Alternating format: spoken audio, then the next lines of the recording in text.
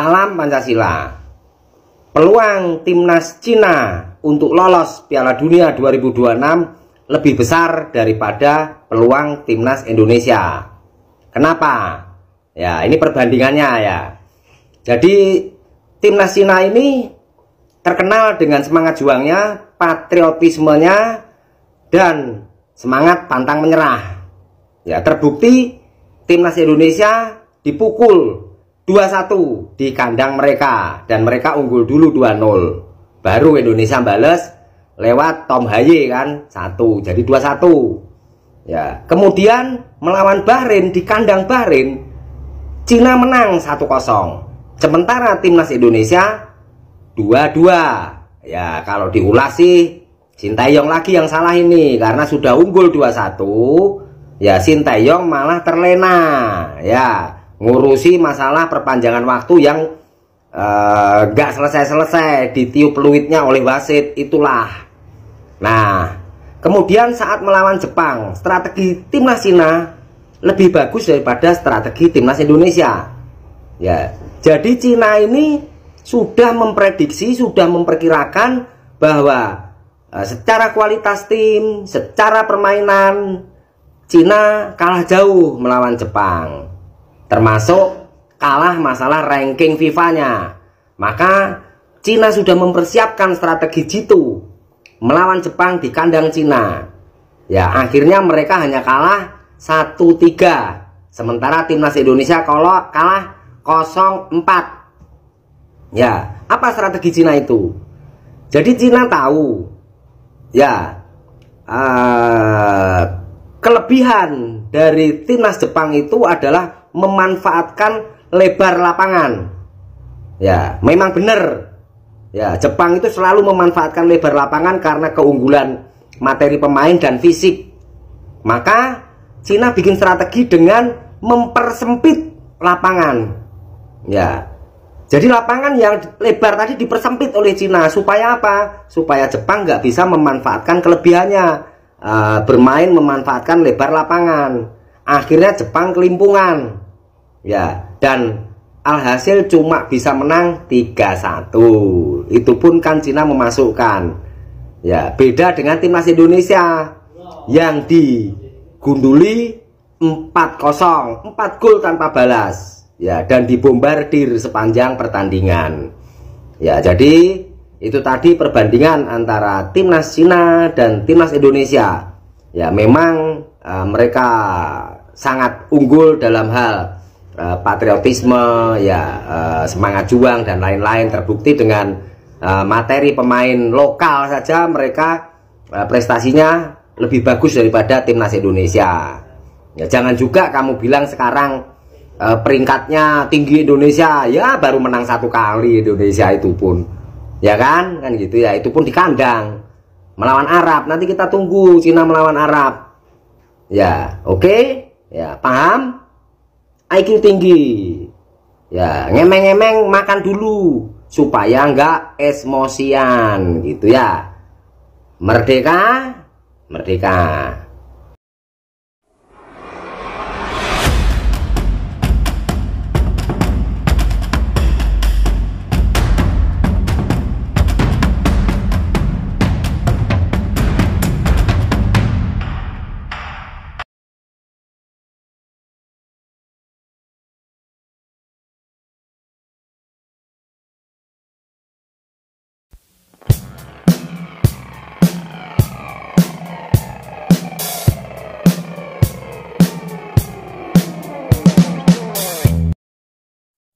Salam Pancasila.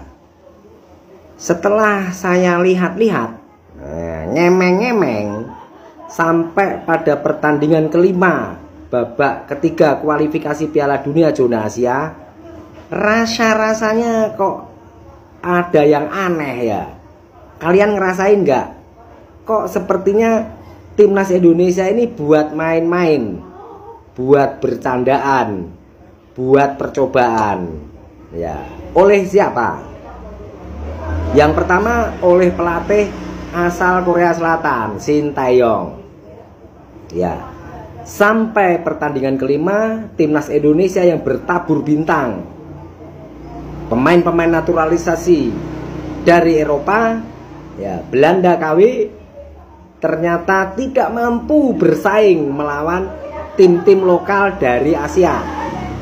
Ya, terbukti pada pertandingan kelima yang seharusnya poin maksimal 15, ya cuma dapat 3 poin. Ya, berkali-kali Sintayong ini melakukan uji coba konyol. Ya, padahal Erick Thohir sudah setengah mati, sudah berusaha mempersiapkan pemain sesuai dengan kebutuhan Sintayong. Nah, dengan enaknya juga Sintayong ngomong dengan kekalahan Jepang melawan Jepang kemarin, ya, bahwa akan berusaha lebih baik lagi. Ya, sarang heo, ya, kalah kok masih ngomongnya nggak mau salah. Ya, malah justru Sintayong ini menyalahkan Ragnar Oratmangun. Ya, seharusnya semua dalam pertandingan sepak bola itu jelas pelatihlah yang sangat bertanggung jawab terhadap hasil pertandingan sebuah tim sepak bola. Ya, kemudian kita juga lihat, ya, para pemain naturalisasi juga mulai asal-asalan mainnya. Ya, mulai tidak serius, mulai bercanda-canda. Ya, ini membuktikan karena memang tidak ada darah Indonesia 100%. Darah Indonesianya hanya 50%, maka semangat juangnya juga setengah doang mati-matian. Ya, tidak full mati-matian. Ya.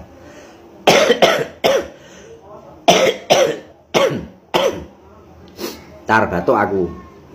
Nah, seperti kita lihat Martin Paes, ya, yang awalnya penampilannya sangat bagus, ya, clean sheet waktu diserang oleh Australia waktu itu, ya, cantik banget penampilannya, bisa ngeblok tendangan-tendangan pemain-pemain berkelasnya Australia. Sekarang jadi mudah gol, bahkan gol bunuh diri aja dia nggak bisa antisipasi. Waktu lawan Jepang lebih parah, kelihatan banget malesnya. Ya, itu sekelas Martin Paes. Ya, lalu Justin Hubner, tercatat sudah 3 atau 4 kali Justin Hubner ini melakukan gol bunuh diri. Ya, Jaitzes juga mulai nggak semangat. Ya, apalagi Nathan Chuon, Verdong, aduh, ya. Karena apa? Memang ketika timnas Indonesia tidak berprestasi, mereka tidak akan kena imbas. Ya, mereka tidak akan kena tanggung jawab. Bahkan mereka merasa sudah berjasa telah membela timnas Indonesia yang bukan negaranya, alias negara leluhurnya, entah kakek neneknya atau ayah ibunya. Ya, separuh. Ya, inilah yang membuat akhirnya program timnas Indonesia yang dipersiapkan oleh Erick Thohir dan Arya Sinulinga ini tidak berjalan dengan baik. Ya, karena memang semangat nasionalismenya kelihatan banget sangat menurun. Ya, artinya kemungkinan besar Sintayong dan tim pelatih tidak berhasil membangkitkan atau membakar semangat para pemain tersebut. Ya, karena memang sudah 5 tahun ya Sintayong ini tidak pernah mau belajar bahasa Indonesia, ya masih pakai bahasa Korea. Ya, bagaimana bahasa Korea dengan bahasa Belanda kan nggak nyambung gitu ya. Nah, maka dari itu saya rasa ini semua adalah kekeliruan ya, karena ya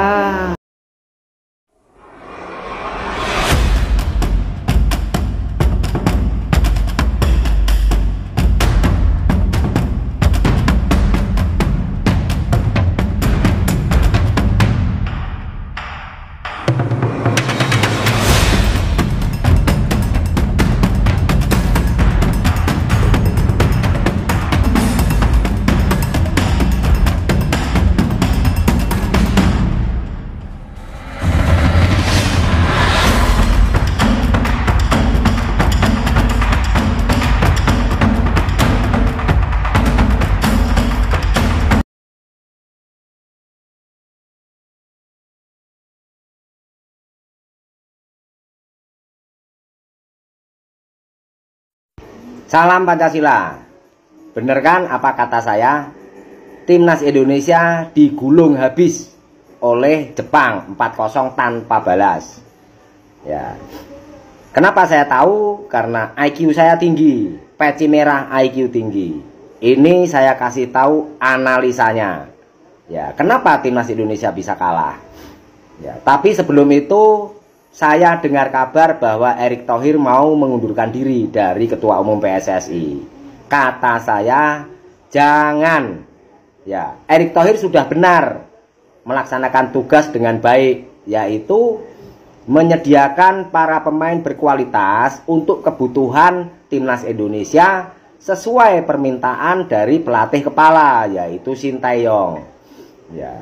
Kesalahan mutlak timnas Indonesia itu adalah Erick Thohir tidak mengevaluasi pelatih, yaitu pelatih Sinteyong. Ya, karena sudah 4 kali pertandingan kualitasnya nggak ada sama sekali, ya cuman dapat 3 poin.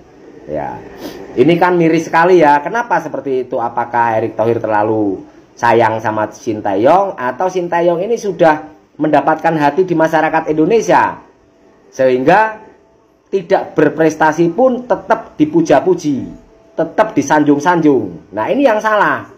Ya, saya kasih tahu kesalahan mutlak Sinteyong. Yang pertama adalah dia langsung memasang Kevin Dick.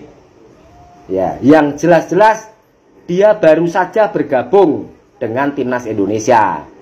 Ya, seharusnya Sinteyong memasang pemain di belakang itu adalah Jay Itzes, Rizky Ridho dan Jordi Amat.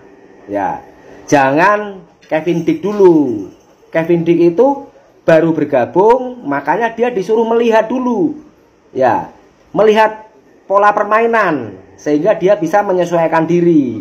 Lah langsung bergabung, langsung main. Akibatnya apa? Kevin Dick langsung cedera. Itu kesalahan mutlak tuh dari Sinteyong. Ya. Nah, kesalahan kedua adalah memasang Yakub Sayuri sebagai starter. Ya. Kenapa Yakub Sayuri yang jelas secara mental dan kualitas serta pengalaman bertanding jauh di bawah Witan Sulaiman. Ya, akhirnya Ragnar Oratmangun menjadi kambing hitam. Ya. Nah, terbukti kata-kata saya bahwa pelatih Korea Selatan ini yaitu Sinteyong itu tidak pernah mau disalahkan. Itu karakter. Ya. Kali ini Sinteyong menyalahkan Ragnar Oratmangun yang gagal dalam menyelesaikan peluang. Loh, semua ini jelas dalam tim sepak bola itu yang salah itu pasti pelatih kepala. Ya. Dalam menentukan pemain, menentukan skema, menentukan taktik, ya itu pelatih kepala, yaitu Sinteyong sendiri. Kenapa dia nggak mau salah? Ya itulah karakter. Ya kalau dipelihara terus, dipakai terus, ya wassalam. Ya, selamat menikmati kesedihan. Timnas Indonesia akan menjadi juru kunci grup C ini, sama dengan waktu Thailand dan Vietnam lolos ke babak ketiga seperti Indonesia saat ini. Maka saran saya Sinteyong ini ganti aja, segera ganti. Ya, Erick Thohir tetap bertahan sebagai pelatih kepala. Ya, jadi untuk materi pemain yang sudah cukup baik untuk timnas Indonesia itu hanya soal pelatih yang berkualitas saja. Ya, contohnya Arab Saudi. Arab Saudi ini dilatih oleh pelatih dari Prancis. Jelas Prancis ini kastanya tinggi. Ya, mental juaranya tinggi. Lah Korea Selatan. Kalau Jepang, ya Hajime Moriyasu itu sudah terbukti di timnas Jepang meloloskan berkali-kali timnas Jepang ke Piala Dunia dari mulai tahun 98, 2002, 2006 terus sampai 2002 kemarin. Ya kualitasnya kalah lah Sinteyong. Udah kalah nggak mau ngakuin, nyalahin pemain. Ya makanya Ya, ikuti video saya. Ya, saya itu jeli dalam melihat situasi dan melihat potensi-potensi. Jelas kalian semua juga nanti akan dikadalin sama Sinteyong tuh. Ya, dia bermuka seperti lugu. Ya, cengar-cengir. Kalah pun cengar-cengir, malah nyalahin orang lain. Ya, oke. Nanti akan saya ulas kembali peluang timnas melawan Arab Saudi. Merdeka!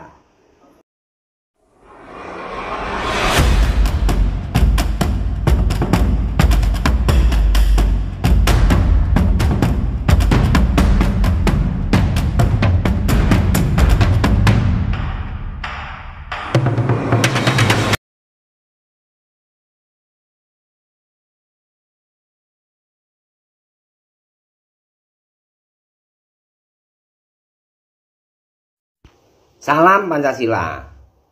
Peluang timnas Cina untuk lolos Piala Dunia 2026 lebih besar daripada peluang timnas Indonesia. Kenapa? Ya, ini perbandingannya ya.